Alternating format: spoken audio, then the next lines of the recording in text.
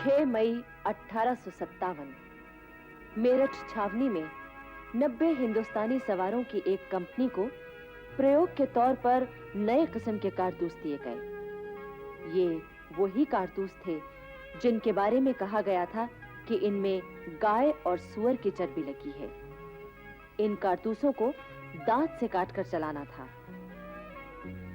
90 में से 85 सिपाहियों ने उन कारतूसों को इस्तेमाल करने से मना कर दिया। इन 85 सिपाहियों का कोर्ट मार्शल हुआ। आज्ञा न मानने के जुर्म में उन्हें 8 से 10 साल कैद की सजा सुनाई गई। 9 मई की सुबह उन 85 बंदी सिपाहियों को परेड मैदान में लाकर खड़ा किया गया। उनके सामने गोरी फौज और उसके साथ तोपखाना भी खड़ा किया गया। इस दृश्य को दिखाने के लिए छावनी के बाकी सिपाहियों को भी बुलाया गया ताकि वो भी सबक लें। बंदी बनाए गए सभी 85 सिपाहियों की वर्दियां उतरवा ली गईं। बेड़ियां डाल दी गईं। इस तरह अपमानित करके उन्हें जेलखाने ले जाया गया। अपने साथियों के साथ हुए इस जुल्म को देखकर वहां खड़े भारतीय सिपाही भीतर ही भीतर दुख और गुस्से से परेशान हो उठे। उसी दिन शाम को जब मेरठ छावनी के बाकी सिपाही बाजार में घूमने गए तो सभी ने उन्हें नफरत की निगाह से देखा। लो, ये आ गए बड़े सूरमा, अंग्रेजों के गुलाम। इनके भाई जेल में बंद हैं और ये यहाँ मूछें तानकर मक्खियां मारने आए हैं। मक्खियां मारने नहीं, चूड़ियां पहनने आए हैं। हाँ। अरे तो देर किस बात की है? लो भैया, पहन लो चूड़ियां। सिपाहियों के लिए ये अपमान बर्दाश्त करना मुश्किल हो गया। बैरकों में उसी रात गुप्त सभाएं हुई। न कोई सो सका, न किसी को चैन आया। 9 मई की ही रात को सिपाहियों ने दिल्ली के नेताओं को खबर भेज दी कि हम विद्रोह कर रहे हैं और कल या परसों तक दिल्ली पहुंच रहे हैं। अब हमारे लिए 31 मई तक रुकना मुश्किल है।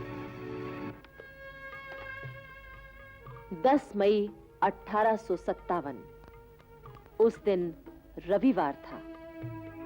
मेरठ शहर के अंदर नगर निवासी और हजारों हथियारबंद ग्रामवासी इकट्ठा हो रहे थे।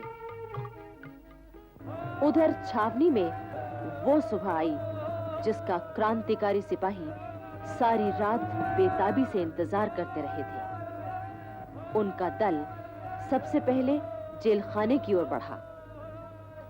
उन्होंने जेल की दीवार तोड़ दी और जेल में घुस गए। उन्होंने बंदी बनाए सिपाहियों की बेड़ियां काट दी और उन्हें मुक्त किया। जेल के जेलर भी क्रांतिकारियों से मिल गए थे। उन्होंने न तो कोई विरोध किया और न अंग्रेज अफसरों को खबर ही दी। इसके बाद सारे क्रांतिकारी सिपाही अंग्रेजों का खात्मा करने के लिए दौड़ पड़े। हिंदू, मुसलमान, पैदल, सवार और तोपखाने के सिपाही सभी विद्रोही हो उठे।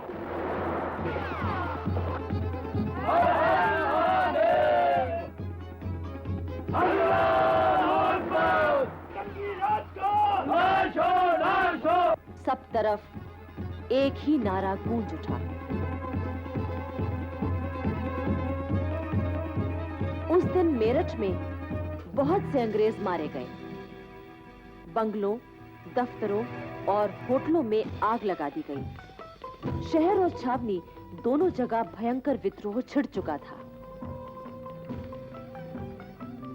तारों को काट दिया गया था और रेलवे लाइन पर क्रांतिकारी सिपाहियों का पहरा लगा था। 11 मई 1857 की सुबह 8 बजे क्रांतिकारियों का दल दिल्ली पहुंचा। वे 10 तारीख की रात को ही मेरठ से चल दिए थे। दिल्ली के क्रांतिकारी नेताओं को तो उनके आने की खबर थी, लेकिन अंग्रेज अफसरों को कुछ भी पता नहीं था। जैसे ही अंग्रेज फौजी अफसर कर्नल रिपले को खबर मिली वो 54 नंबर देसी पलटन को लेकर मुकाबले के लिए आगे बढ़ा। अपने भारतीय सिपाहियों को मुकाबले में देखकर मेरठ के क्रांतिकारियों ने हर हर महादेव, अल्लाह अकबर, अंग्रेजी राज का नाश हो, बहादुर शाह जफर की जय ऐसे नारे लगाए। अपने सामने खड़े आजादी के दीवाने सिपाहियों को देखकर 54 नंबर पलटन के दिल में भी राष्ट्रीयता जाग उठी। वे मेरठ के सिपाहियों से लड़ने की बजाय गले मिलने लगे। कर्नल रिप्ले ये देखकर घबरा गया। वो भागना चाहता था, पर क्रांतिकारी सिपाहियों ने उसे मार दिया। अब दिल्ली और मेरठ के क्रांतिकारी सिपाहियों ने कश्मीरी दरवाजे से दिल्ली में प्रवेश किया। उधर बहादुर शाह जफर और बेगम जीनत महल ने सोचा कि अब 31 मई तक इंतजार करना ठीक ना होगा। अगर अंग्रेजों को मौका मिल गया तो वो क्रांति को दबा देंगे। शाम तक मेरठ की पैदल सेना और तोपखाना भी दिल्ली पहुंच गया। लाल किले में पहुंचकर क्रांतिकारी सेना ने बहादुर शाह जफर के नाम 21 तोपों की सलामी दी।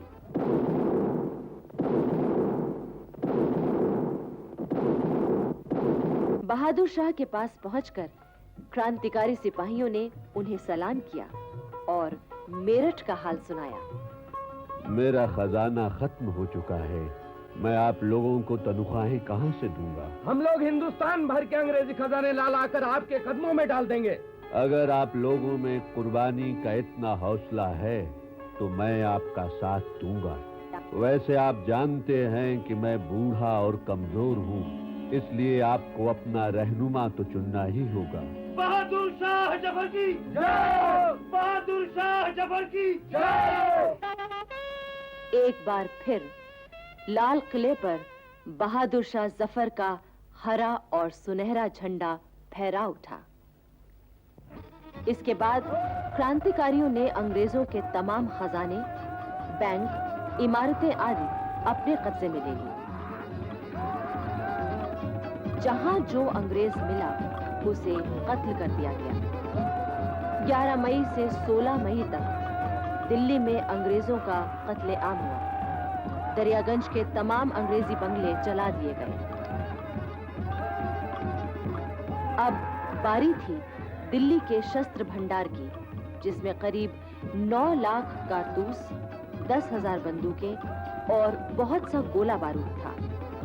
यहाँ पर 9 अंग्रेज सिपाहियों का पहरा था। वे किसी भी हालत में ये शस्त्र भंडार क्रांतिकारी सेना को सौंपने को तैयार नहीं थे।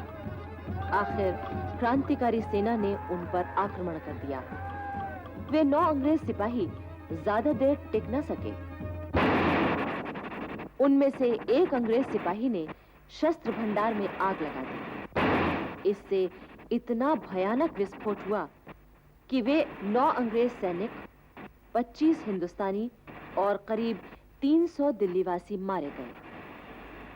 16 मई 1857 को दिल्ली शहर कंपनी के हाथों से पूरी तरह आजाद हो गया और सम्राट बहादुर शाह जफर का शासन स्थापित हो गया। बहादुर शाह जफर ने सबसे पहले बरेली के बहादुर बख्त खां को सेना की कमान सौंपी और उसे प्रधान सेनापति बनाया। इस मौके पर बहादुर शाह ने बख्त खां से कहा, बहादुर, मुझे तुझ पर बड़ा भरोसा है। मुझे तुम खुदा हवाले करो और यहाँ मैदान जंग में कुछ करके दिखाओ। इसके बाद बहादुर शाह जफर ने देशवासियों के नाम एक पैगाम प्रसारित किया। मेरी ये दिली ख्वाहिश है कि जिस कीमत पर और जिस जरिए से भी हो सके फिरंगियों को हिंदुस्तान से बाहर निकाल दिया जाए, लेकिन इस मकसद को पूरा करने के लिए जिस इनकलाबे जंग की शुरुआत की गई है वो तब तक फतेहयाब नहीं हो सकती जब तक कि कोई ऐसा शख्स जो इस तहरीक के तमाम बार को अपने कंधों पर उठा सके और तमाम कौम का नुमाइंदा कहला सके, मैदान में आकर इस इनकलाबी जंग की क़यादत अपने हाथ में न ले ले। बहादुर शाह ने ये भी ऐलान किया, अंग्रेजों को मुल्क से निकाल दिए जाने के बाद अपने जाती फायदे के लिए हिंदुस्तान पर हुकूमत करने की बाखुदा मेरी जरा भी ख्वाहिश नहीं है। याद रखें, खुदा ने इंसान को जितनी भी नेमतें अता की हैं, उसमें सबसे बड़ी बरकत आजादी है। इसलिए हमें हर कीमत पर अपनी आजादी की हिफाजत करनी है। मैं खुदा को हाजिर नाजिर जानकर आपसे ये भी वायदा करता हूँ कि मुल्क से अंग्रेजों के निकाल दिए जाने के बाद मैं अपने तमाम शाही अख्तियारात कौम के उस शख्स को सौंप दूंगा जिसे आप लोग चुनेंगे। क्रांति की चिंगारी सारे देश में फैल चुकी थी। दिल्ली के सेनापति ने तमाम देश के बहादुर फौजों को संगठित करने के लिए खत भेजे। उन खतों में लिखा गया था, भाइयों, दिल्ली में अंग्रेजों के साथ जंग हो रही है। खुदा की दुआ से हमने अंग्रेजों को जो पहली शिकस्त दी है, उससे वो इतना घबरा गए हैं जितना किसी दूसरे मौके पर इन शिकस्तों से भी ना घबराते। बेशुमार हिंदुस्तानी बहादुर दिल्ली में आकर जमा हो रहे हैं।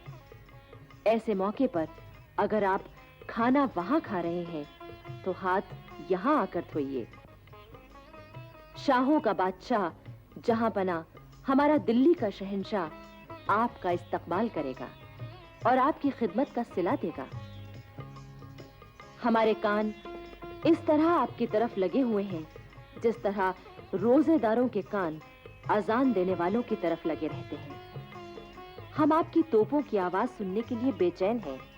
हमारी आंखें आपके दीदार की प्यासी उसी तरह सड़क पर लगी हुई हैं जिस तरह कासिद की आंखें लगी रहती हैं। आइए, आपका फर्ज है, फौरन आइए। हमारा घर आपका घर है।